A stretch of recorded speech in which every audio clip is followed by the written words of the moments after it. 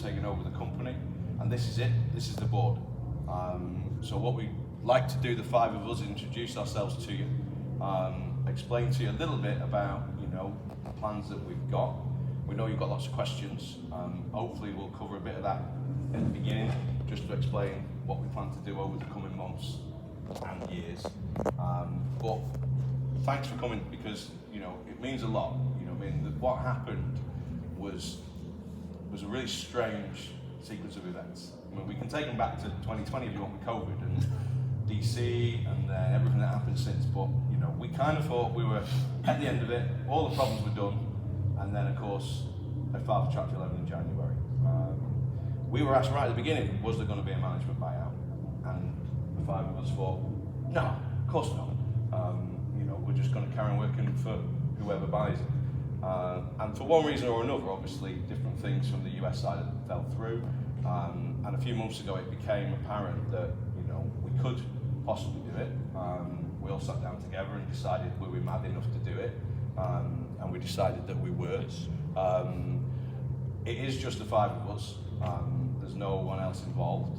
It's with the backing of Barclays, but it's just the five of us that are shareholders in Diamond. So there's no other investors. It's purely us. We managed to get through the line just before San Diego, and it became ours the next day. This is the team. So just so that you know, this is Keith. Hiya. Keith runs accounts.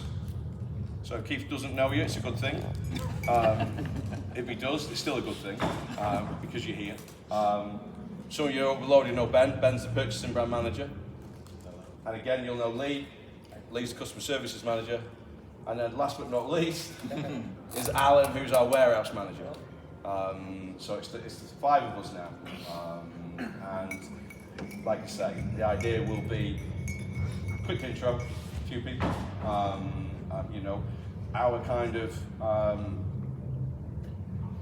long-term plan. It's a new warehouse management service system, a new IT system, and of course, a new updated website.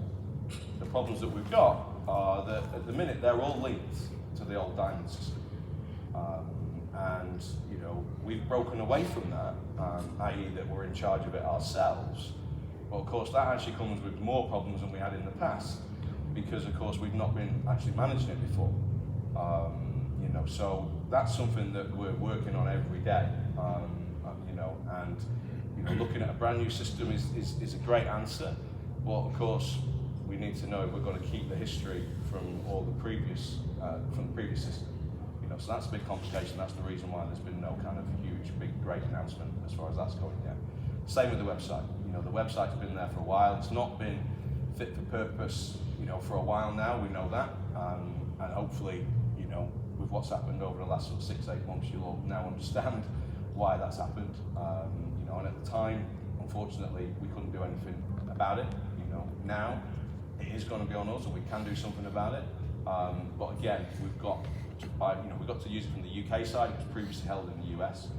So hosting it over here and getting someone over here to look at it and be able to put the stuff back that we had before, images, descriptions, order history. That's the priority. We're just worried that the guy will say, "Well, just start again. It's better for you," and not be able to move over that order history that we want back. So hopefully there are a couple of questions that you want, to ask, and they're the things we're already working on. It's not a quick fix, that isn't going to happen in a couple of weeks. It's going to take, a good few months at least before we can get to grips with what we've got to do. But rest assured that that's what we will be working on. So the order form is the other thing that a lot of people have been asking us. We've been working on that a little bit. Again, our hands were tied. We were still waiting for previous codes, because that's how it's always worked. For 25 years, Diamond have set the codes up. They've got the information early from all the publishers. They've been able to prepare it and get it ready to release. That's different now. PRH do their thing, Luna do their thing, and we do our thing in the middle. So only this month we've managed to sort of switch it so that the XL order form now goes on as initial orders, which is very important and something that we wanted to do. and we were working on getting that sort of information, that UK information out a week earlier. We thought we were ready for it this month, but unfortunately, things happened and it wasn't the case. But that's the other thing that we're working on, because we're aware that that data that you're looking for is already out there before you get it. And we don't want that, but at the minute, that's how it is in play. But after talking to most of the other publishers and distributors, it seems as though we should be able to fix that, and we should be able to get you that information early and give you a little bit longer to order it. Because the truth is now that initial orders are not necessarily required from other sellers.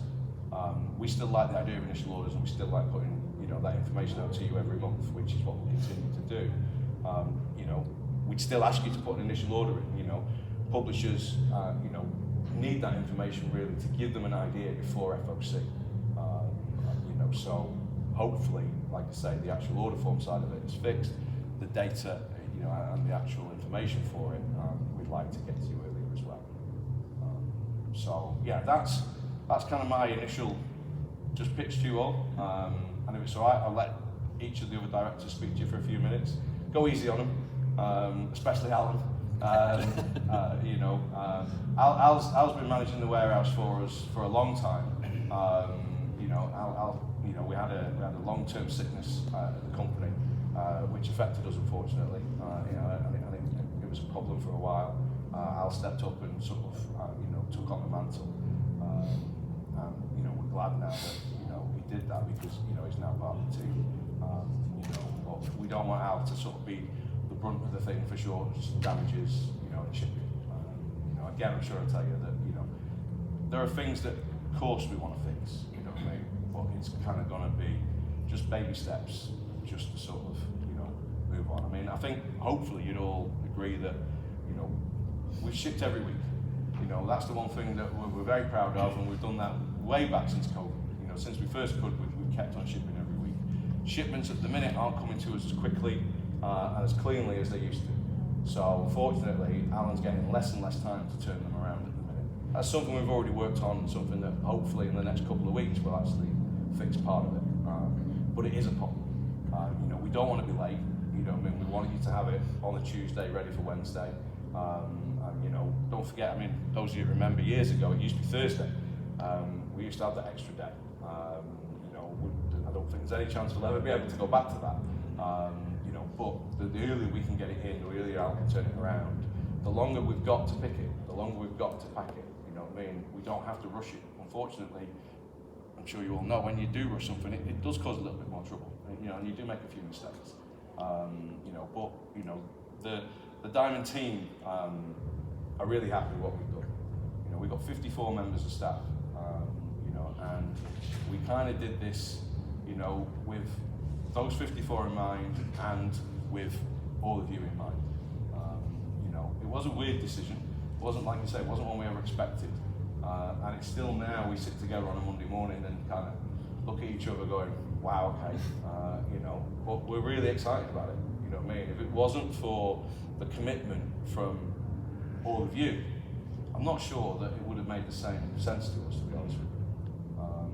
Because it does feel as though, we are a company together. We all want to do the same thing. We all want to sell comics. We all want to sell books. We need you to sell even more than ever. And it's that sort of commitment and loyalty that we felt, that made us want to do what we're doing. I don't think anyone mind. There's an Only Fools and Horses quote from Rodney and Delboy, and I use it every time people talk to me. And it's like, this time next year, Rodney, we'll be millionaires. It's not going to happen. It's not. But we're really happy that we've got your support. And like I say, we're here so you meet everybody, you're introduced to everybody, and hopefully, with each other we can work, and improve even more than before. So, if that's the case, I will let Keith have a couple of quick seconds with you, minutes with you.